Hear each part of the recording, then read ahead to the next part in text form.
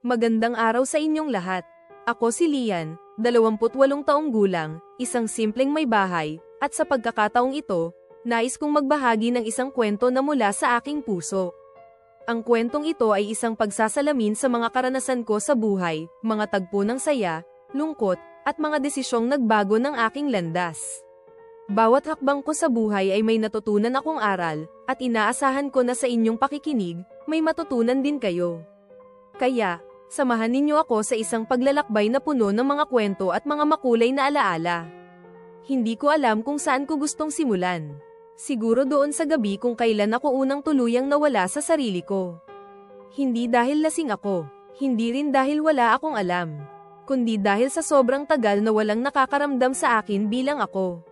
Gabi ng Sabado yun. Karaniwan, nasa trabaho ang asawa ko hanggang late. Ako, naiwan sa bahay kasama ang anak namin. Maghuhugas ng pinggan, maglalaba, mag-aasikaso ng assignment, tapos matutulog na parang robot. Pero nung gabing yun, niyaya ako ng mga kapitbahay sa harap para tumagay. Wala akong balak sumama, pero andun siya. Si Julio. Tahimik siya, hindi masalita, pero malakas ang presensya. Yung tipo ng lalaking kahit di nagsasalita, alam mong may mabigat na dala. Matagal na siyang nakatira sa tapat, pero ngayon lang kami nagkatinginan ng matagal. Isang shot, dalawa, tawa-tawa, kwentuhan. Nagkataong kaming dalawa na lang ang natira nung madaling araw. Yung iba, nagsiuwian na. Kami, nanatili. Hindi ko alam kung dahil sa alak o dahil sa init ng hangin, pero naramdaman ko yung kakaibang tensyon sa pagitan naming dalawa. Okay ka lang? Tanong niya habang inaabot ako ng yelo. Oo naman, sagot ko. Pero hindi ako okay. Hindi ako okay sa mga gabing mag-isa akong natutulog, sa mga araw na parang wala lang ako sa bahay, sa mga taon na nararamdaman kong hindi na ako babae kundi ina at tagaluto lang. Nagbiro siya. Parang ang bigat ng mata mo. Lasing ka na ba o may iniisip lang? Napangiti ako. Pero totoo, may iniisip nga ako. At hindi ko na kayang itago. Kaya nung tinanong niya ulit, gusto mo ba ng hangin? Tumango lang ako. Pumunta kami sa gilid ng bahay, dun sa medyo madilim. Tahimik, walang tao. Ewan ko kung sino ang nauna, kung siya ba ang lumapit o ako ang sumandal. Pero biglang naging napakaliit ng pagitan namin. Yung mga mata niyang parang laging malamig, ngayon ay parang apoy. At yung init ng katawan ko, hindi ko na kayang itago. Hindi kami nag-usap, walang, pwede ba? O, sigurado ka. Basta naglapat ang mga labi namin na parang matagal nang nag-aabang ng pagkakataon. Mainit, mabigat, puno ng sabik, hindi ko maipaliwanag ang naramdaman ko. Guilt, oo, pero mas matimbang ang pagkalito. Kasi sa tagal ng panahon, ngayon lang ulit ako nakaramdam na gusto ako bilang babae. Sandali lang yun, pero sapat na para gamulo ang mundo ko. Pagkatapos, sabay kaming natahimik. Tumingin siya sa akin na parang gustong mag-sorry pero walang lumabas na salita. Tumango lang siya, sabay alis. Ako, naiwan sa madilim, hawak pa rin ang baso ng gin, pero mas malakas ang tama ng kahihiyan. Hanggang ngayon, hindi ko alam kung kanino ako dapat umamin, sa asawa kong tila hindi na ako nakikita, o sa sarili kong gustong kalimutan ang nangyari pero paulit-ulit na bumabalik tuwing gabi. Mali ba ko kung hanapin ko yung naramdaman kong may nag-alaga sa puso ko kahit sandali lang? O mas mali ba na matagal ko nang kinakalimutan kung paano maging masaya? Hindi ko alam ang isasagot ko. Kaya sa inyo na lang ako nagtapat. Lumaki ako sa bahay na tahimik pero hindi mapayapa. Wala kaming, anak, kumusta ka, o, mahal kita. Kapag may problema, nagkakatinginan lang kami, minsan sinisigawan, minsan wala talagang pansanon. Lahat ng damdamin, parang kasalanan. Hindi uso ang lamang. Hindi uso ang pag-uusap ng totoo. Sa bahay namin, kapag nagkamali ka, sermon. Pag may gusto kang sabihin, tumahimik ka nga. Kaya natuto akong hindi magsalita. Natutunan kong ngumiti kahit gusto ko nang sumigaw. Kaya siguro ngayong may sarili na akong pamilya, ganun din ang nagiging cycle. Hindi ko alam paano magsimulang magsabi ng nararamdaman. Parang kahit gusto kong lambingin ang asawa ko, may parte sa akin na nahihiya, natatakot. O baka napagod na rin. Maayos naman siya, responsable. Wala akong masasabi pagdating sa gastos sa bahay o sa anak namin. Pero yung koneksyon namin, Parang lang yung pader sa sala, laging nandoon pero hindi mo pinapansin. Matagal ko nang nararamdaman yun. Pero hindi ko alam paano aayusin ang bagay na hindi naman pinag-uusapan. Kaya nung dumating si Julio bilang bagong kapitbahay, hindi ko inakalang magiging bahagi siya ng kwento ko. Tahimik din siya, pero iba, hindi tipong cold, may lalim. Minsan nanunood lang siya sa labas ng bahay niya, hawak bote ng beer, nakatingin sa kawalan. May mga pagkakataong nagkakasalubong kami sa palengke o sa labas ng gate, at kahit simpleng, hi, lang ang palitan, ramdam kong may ibang init sa likod ng mga mata niya. Nagsimula ang tensyon sa maliliit na bagay. Isang beses, may naiwang basket ng pinamili sa labas, siya ang nag-abot. Nadampian niya ang kamay ko. Hindi kami tumingin sa isa't isa, pero ilang oras akong parang nilalagnat. Minsan naman, tagay-tagay lang sa tapat. 1, 2, 3 shot, hanggang sa dumarami ang tinginan, dumarami ang hindi sinasabi. Hindi ko sinasadya, pero sa tuwing nagkakasalubong kami ng mata, para akong hubad. Kahit hindi siya nagsasalita, ramdam ko na naiintindihan niya ang klase ng katahimikang meron ako. At sa katahimikan niya, naroon yung bagay na matagal ko nang hinahanap, pakiramdam na nakikita ka. Hindi bilang ina, hindi bilang tag-alaba, kundi bilang babae. Isang gabing umuulan, nakita ko siyang sumilong sa garahe namin. Basa ang kanyang sando, kita ang dibdib. Nagbiro ako ng malamig, no? Tumingin lang siya sa akin, walang salita. Pero ang tagal ng tingin niyang yun, para akong hinuberin sa harap ng buong mundo. Hindi ko masabi kung kailan nagsimulang magbago ang lahat. Baka nung una pa lang. Baka nung una pa lang akong hindi pinansin ng asawa ko sa hapagkainan. Baka nung una pa lang akong nagtimpla ng kape pero walang, salamat. Baka nung una kong naramdaman na hindi ako mahalaga, kundi kailangan lang. At sa gitna ng katahimikan, dumating si Julio, hindi para punan ang kulang, kundi para iparamdam na may kulang nga pala. At dun ako nagsimulang matakot. Dahil sa bawat katahimikang matagal ko nang kinalakhan, siya lang ang nakarinig sa bulong ng puso kong pagod na. Akala ko, isang gabi lang yun at matatapos na. Na kapag tinulag ko, para lang akong nanaginip. Kinabukasan, gigising akong muli bilang asawa, bilang ina, bilang ako, pero hindi pala ganun kadali. Pagmulat ng mata ko kinabukasan, wala na si Julio. Hindi man lang nagpaalam, walang iniwang salita. Ang naiwan lang ay ang banayad pero mainit na alaala ng katawan niyang dumampi sa akin, yung bigat ng paghinga niya sa leeg ko, yung init ng palad niya sa balakang ko. At yung mata niyang kahit walang sinabi, nagsisigaw ng pangungulila. Simula noon, para kaming dalawang multong umiikot sa parehong kalsada. Hindi na siya bumabati, hindi na rin siya lumalabas sa tuwing may inuman. Ako naman, bigla na lang naging masipag sa mga bagay na dati kong tinatamad gawin. Nagwalis kahit wala namang dumi. Nagsampay kahit maulan. Basta lang may ibang pagkaabalahan para hindi ko maisip siya. Pero kahit anong gawin kong pagkabisi, gabi pa rin ang kahinaan ko. Dahil sa dilim, lahat bumabalik. Yung amoy ng balat niya na amoy sigarilyo at pawis. Yung init na hindi ko matanggap na hinanap-hanap ko. At yung katotohanan gusto ko pa. Isang gabi, habang tulog na ang anak ko at ang asawa ko nasa sala nanunood ng basketball, napatingin ako sa cellphone ko. Wala akong inaasahan, pero may dumating. Julio, pasensya na, hindi ko sinasadya, pero na-miss kita. Para akong natigilan. Hinawakan ko agad ang dibdib ko, ang lakas ng tibok. Hindi ko alam kung dahil sa kaba, sa hiya, o dahil gusto ko rin siyang sabihin kung na-miss ko rin siya. At sa mga oras na yun, mas natakot ako sa sarili ko kaysa sa kasalanan. Hindi ako agad nag-reply. Ilang araw kong binalikan yung mensaheng yun. Binura ko pa nga, pero sa utak ko, paulit-ulit siyang binibigkas. Na-miss kita. Sa isang linyang yun, para akong nahubaran ulit. Parang muling binalikan ng gabing kahit gusto kong itanggi, totoo. Nakita ko siya sa kanto isang umaga, naglalakad papunta sa tricycle. Nagkatinginan kami, saglit lang, pero sapat para mag-init ang batok ko. Ganun ba talaga kapag may lihim? Para kayong magnanakaw na nagkakilala sa dilim. At kahit isang tingin lang, parang alam niyong parehong may kasalanan. Sinubukan kong umiti, pero hindi ko na yata marunong umiti ng totoo. Lahat pilit, lahat may tinatakpan.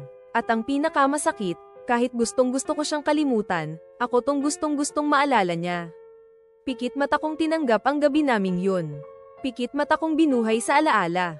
At pikit mata ko ring sinubukang limutin. Pero ang tanong, hanggang kailan ko kakayaning pumikit kung ang puso ko, gising na gising pa rin. Simula nung gabi na yun, para akong may dalang kasalanan na hindi ko kayang bitawan. Lahat ng kilos ko, parang may nakakakita. Lahat ng galaw ko, parang may humuhusga. At unti-unti, nagsimulang magbago ang mundo sa loob ng bahay. Napapansin na ng asawa ko. Bigla na lang siyang umiinit ang ulo kahit simpleng bagay lang. Minsan kahit di ko pa naihahain ang ulam, ano ba yan, ang bagal mo, biglang sigaw. May mga araw na parang sinusundan niya ako ng tingin, hindi dahil sa pagmamahal, kundi parang may kutob. Hindi niya alam, pero may lamat na nga. Pati anak ko, napansin kong hindi na rin mapakali. Madalas magtago sa kwarto. Wala naman akong nasasabi, pero siguro ramdam niyang may bigat sa bahay.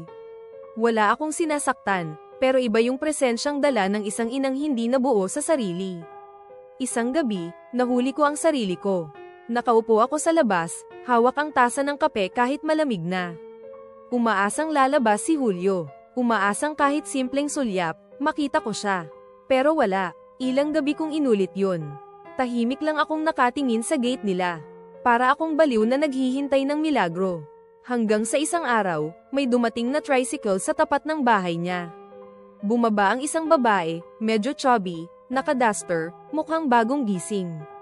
Bitbit ang isang malita, at halatang halata, buntis. Nakita ko kung paano siya sinalubong ni Julio. Hinagod ang likod, hinalikan sa noo, walang paliwanag, walang effort magtago, parang normal lang. Doon ko lang nalaman ang pinakamasakit na katotohanan, may asawa pala siya. Uuwi lang pala tuwing weekend. Para akong binuhusan ng malamig na tubig. Lahat ng inimbento kong pantasya na siya yung lalaking maaaring pumuno sa kulang ko, na baka kami ay may something, isang malaking kasinungalingan pala. At ang mas nakakabaliw, galit ako, pero hindi ko alam kung kanino. Kay Julio, dahil hindi niya sinabi. O sa sarili ko, dahil ako tong umasa. Pagsapit ng gabi, habang naglalagay ako ng plato sa mesa, nadulas ang isa. Nahulog, nabagsak, basag, tumilapon ang piraso sa paanan ko. Pero ang mas narinig ko ay yung sigaw sa loob ko. Yung tunog ng isang pangarap na tuluyan ng naduraj. Hindi ako umiyak, napatigil lang ako, tiningnan ang basag. At sa gitna ng katahimikan ng kusina, naramdaman ko, ako pala yun. Ako yung basag, hindi lang dahil sa kanya, kundi dahil matagal na pala akong wasak at ginagamit ko lang siya para hindi ko yun makita. Pero ngayon, malinaw na. Hindi siya ang sumire sa akin. Ako mismo ang bumasag sa sarili ko. Gabi na naman. Tahimik ang buong bahay. Tulog na ang anak ko. Ang asawa ko nasa kabilang kwarto, humihilik na. Ako, nakaupo sa sahig ng sala, may hawak na ballpen at lumang notebook. Hindi ko alam kung bakit ako nagsusulat. Siguro kasi wala akong ibang mapagsabihan. O baka gusto ko lang marinig ang sarili ko sa paraan na matagal ko nang tinatago. Minsan kasi, kahit buong araw kang may kausap, pakiramdam mo, wala talagang nakakarinig sa'yo. Sinubukan kong isa-isahin kung saan ako nagsimulang mawala. Hindi naman agad-agad to nangyari. Parang unti-unti akong nawala sa sarili ko. Parang bawat taon, may kaunting pirasong nawala, yung dating ako, yung masayahin, yung palakwento, yung marunong pa magmahal ng sarili. Akala ko ang pinakamasakit sa lahat ay yung gabing may nangyari sa amin ni Julio. Pero habang sinusulat ko to, napagtanto ko, hindi pala yun ang pinakamali. Ang tunay na sugat, yung matagal ko nang tinatago, na hindi ako masaya. Na kahit anong galing kong magpanggap, kahit anong ayos ng bahay, kahit anong handa ko sa mesa, may kulang. At hindi si Julio ang sagot doon. Ginamit ko lang siya. Ginamit ko yung gabing yun para takpan ang butas na hindi ko kayang aminin. Ginawa ko siyang salamin. Dahil nung hinawakan niya ako, kahit bawal, kahit mali, kahit biglaan, doon ko lang ulit naramdaman na may natitira pa pala sakin. Na hindi pa pala ako tuluyang nawala. Pero ang totoo, matagal na akong wala, matagal na akong malamig, matagal na akong patag, wala akong masamang intensyon. Hindi ko ginasto ang lahat. Pero hindi rin ako inosente. Ako yung pumayag, ako yung humawak, ako yung pumikit, at ngayon, ako rin ang kailangang gumising. Ngayon ko lang naisip, siguro kaya ako palaging tahimik ay dahil doon ako komportable. Kasi sa katahimikan, walang pagtatanong. Walang away. Pero sa katahimikan ko rin nabulok ang lahat, ang damdamin, ang relasyon, ang pagkatao ko. Kaya heto ako, nagsusulat hindi para humingi ng tawad, kundi para sabihin sa sarili ko na tapos na. Tapos na ang pagbubulag-bulagan. Tapos na ang pagkakaila. Hindi ko alam kung saan ako magsisimula. Pero ngayong alam ko na kung gaano kalalim ang basag ko, marahil, pwede na akong subukang buuin. Kahit unti-unti, kahit mag-isa, at sa bawat salita ng liham na to, parang may naibabalik, kahit konti, sa dating ako. Minsan kailangan mo talagang harapin yung kinatatakutan mo. Hindi para makipag-away, kundi para matapos na. Para kahit paano, kahit hindi mo man mabura, alam mong binigyan mo ng hangganan ng isang bagay na muntik nang lamunin ka. Gabi yun. Hindi ko alam kung bakit ko siya tinext. Pwede ba tayong mag-usap? Sandali lang. Saglit lang ang reply niya. Saan? Sinabi ko, sa may tindahan. Yung kanto sa tapat ng barangay hall. Yung may upo ang kahoy at ilaw na madalas nagfi-flicker. Doon kami madalas magkita noon, pero laging may ibang tao. Ngayon, kami lang. Pagdating niya, dala niya agad ang 2 bote ng beer. Tahimik lang. Walang ngiti, walang tanong. Naupo siya sa kanan ko. Hindi kami magkatabi, pero hindi rin kami magkalayo. Hawak ko ang bote ko habang pinagmamasdan siyang dahan-daang tinatanggal ang takip ng kanya. Salamat, sabi ko. Tumango lang siya. Parang alam na niya ang dahilan kung bakit ko siya pinatawag. Ilang minuto kaming tahimik. Tanging tunog lang ay ang tahol ng aso sa di kalayuan at ang tunog ng beer na unti-unting nauubos. Walang halikan. Walang hawakan. Pero ramdam ko yung bigat sa pagitan naming dalawa. Parang may naglalakad sa manipis na PC, konting galaw lang, babagsak ulit. Nilinggan niya ako. Lian. Hindi ko siya tiningnan. Pero narinig ko ang tinig niya, mababa, mabigat, at totoo. Pareho tayong hindi masaya, pero hindi natin pwedeng gamitin ang isa't isa para takasan yun. Ang sakit, pero ang linaw. Nakatitig lang ako sa bote ko. Hindi ko alam kung may luhang pamatak, o baka pawis lang. Pero ramdam ko ang pag-angat ng dibdib ko, parang sa unang pagkakataon, may nagsalita ng totoo sa halip na patawa. Alam ko, sagot ko. Tumayo siya, iniwan ang kalahating bote sa mesa. Mag-ingat ka, Lian. At yun na yun, wala nang huling yakap, wala nang sana, basta tapos. Para kaming 2 sundalong natalo sa laban na alam naming hindi naman para sa amin. Pag-uwi ko, tahimik sa bahay.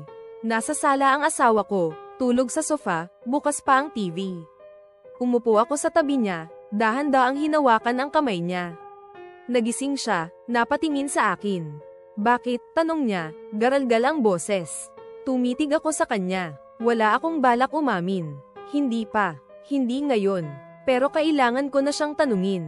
Masaya ka pa ba? Nagkatinginan kami. Ilang segundo lang, pero dami ng sinabi ng mata niya. Wala siyang sagot. Ako rin, wala. Pero sa katahimikan naming yun, alam ko, pareho kaming may kailangang ayusin. Hindi sa iba, kundi sa isa't isa. Isang umaga, habang nagsasampay ako sa likod, narinig ko ang bulungan ng mga kapitbahay. Hindi ko agad pinansin. Sanay na ako sa ingay ng kanto. Pero may kakaibang tono sa boses nila, yung parang masarap sa kanila yung balita, pero may kasamang buntong hininga ng chismis na mainit-init pa. Buntis daw yung asawa ni Julio. Pero teka, sabi raw, hindi daw kanya yung bata. Dyaryo ng barangay. Galing sa sari-sari store, nilatag sa hagdan ng isang kapitbahay. Doon nakasulat, may pirma pa ni Kap, sumasailalim sa barangay mediation ang pamilyang Valerio. Hindi ako huminga. Parang yung pangalan niya lang, sinaksak ako. Walang nakasulat na pangalan ko, pero alam kong ramdam na nila. Ramdam na ako yung multong nasa likod ng balita. At alam mong may sunod pa yan. Dumating ang gabi, tahimik, mas tahimik pa sa dati. Walang bata sa labas, walang nagiinuman. Parang lahat naghihintay ng eksena. Hanggang sa may kumatok, hindi kumatok, kumalabog. Isang boses ang sumigaw sa labas. Lumabas ka dyan, malandi ka, para akong natanggalan ng kaluluwa. Pagbukas ko ng pinto, nandoon ang babae. Yung buntis, ang asawa ni Julio. Pawis, galit, nagngingit-ngit. Tinuturo ako. Hindi ko siya sinagot. Wala akong masabi. Hindi dahil wala akong lakas, kundi dahil alam kong may tama ang mga salita niya. Akala mo siguro hindi ko malalaman, no? Akala mo siguro palihim lang lahat. Parang pelikula. Lahat ng kapitbahay, nakasilip sa bintana. May nagre-record pa siguro sa phone. At sa gitna ng eksenang yun, sa dami ng galit at hiya na nararamdaman ko, isang bagay lang ang iniisip ko, tapos na ako.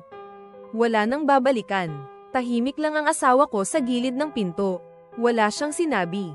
Hindi siya pumasok sa gitna. Hindi siya lumapit. Hindi niya rin ako kinaladkad palayo. Hindi siya umalis.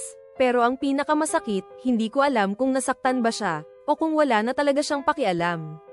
Nang umalis na ang babae, iniwan akong parang pulubing walang pagkatao. Gusto kong umiyak, sumigaw, tumakbo. Pero wala na akong luha, hanggang sa lumapit ang anak ko. Tahimik, payat, nakapambahay, hawak ang maliit niyang kumot. Wala siyang sinabi, ni hindi ko siya tinawag. Niyakap lang niya ako, mahigpit, buo, at doon ako tuluyang gumuho. Doon bumagsak ang lahat ng tinatagong galit, lahat ng guilt, lahat ng pangarap na walang direksyon. Sa isang yakap ng batang hindi pa marunong humusga, nakita ko kung gaano ako naging makasarili, at gaano ako kawasak. Pero sa yakap din niyang yun, unang beses ko ulit naramdaman na tao pa pala ako. Na pwede pa akong buuin, kahit basag na basag. Lumipat kami, malayo sa dati naming kanto. Mas maliit ang bahay, mas simple. Wala nang gate na may sumisilip. Wala nang hagdan na puno ng dyaryo. Pero sa gitna ng katahimikan dito, may bago, hindi lang lugar, kundi espasyo para huminga. Hindi ito happy ending. Hindi kami bumalik sa dati. Kasi ang totoo, wala namang dating kami. Matagal nang may pader sa pagitan namin ng asawa ko, pero ngayon, kahit papaano, nagsisimula kaming tumapik sa pader na yon. Unti-unting binabasag gamit ang mga tanong na dati ay hindi namin kayang bitawan. Nagpa-counseling ako. Hindi dahil gusto kong makalimot, kundi gusto kong maalala kung sino ba talaga ako bago naging ina, bago naging asawa, bago naging yung babaeng hinusgahan ng buong barangay. Doon ko unang sinabi ng malakas, hindi ako masaya. At sa unang beses, walang sumagot ng ikaw kasi. Nakinig lang sila. Ang asawa ko, tahimik pa rin. Pero minsan, tinatanong na niya kung kumain na ako. Minsan, tinatabi niya ang sapatos niya ng maayos, at hindi ko na kailangang sumigaw. Wala pa ring, I love you, pero minsan, nagkukwento na siya tungkol sa trabaho niya. Minsan, ako rin. Kay Julio, wala na akong balita. Ang alam ko lang, tuluyan na silang umalis. Wala na yung gate niya. Wala na yung gabing iyon. Pero sa bawat tahimik na buwan dito sa bago naming bahay, minsan sumisilip pa rin ang alaala niya, hindi bilang tukso, kundi paalala kung gaano ko kamahal ang ideya ng marinig, ng makita, ng mapansin. Pero higit sa lahat, natutunan kong ang kalungkutan pala, hindi kaaway. Hindi siya kailangang itago, at lalong hindi siya dapat lunurin sa ibang tao. Kasi ang sagot sa butas sa dibdib ko, hindi sa ibang tao ko makukuha. Hindi kay Julio, hindi sa anak ko, hindi sa asawa ko, kundi sa sarili kong pagtanggap na wasak na nga ako, pero pwede pa akong buuin, kahit hindi perpekto. Minsan, tinitingnan ko ang sarili ko sa salamin bago matulog. Hindi na ako yung babaeng laging naghahanap ng kilig. Hindi na rin ako yung babaeng palaging umiwas sa tanong. Ngayon, kaya ko nang magtanong ng hindi lumalayo. Kailan mo huling tinanong kung masaya ka pa? At kapag may kulang, ikaw ba talaga ang may kakulangan? O umaasa ka lang na ang ibang tao ang papuno sa sarili mong pagkabitin? Mali ba yung ginawa ko? Oo, pero kung hindi ko yun naramdaman, buhay pa ba talaga ako? Siguro ang tunay na tanong ay ito, mas pipiliin mong mabuhay sa kasinungalingan na tahimik, o mabuhay sa totoo, kahit masakit, basta may tunog.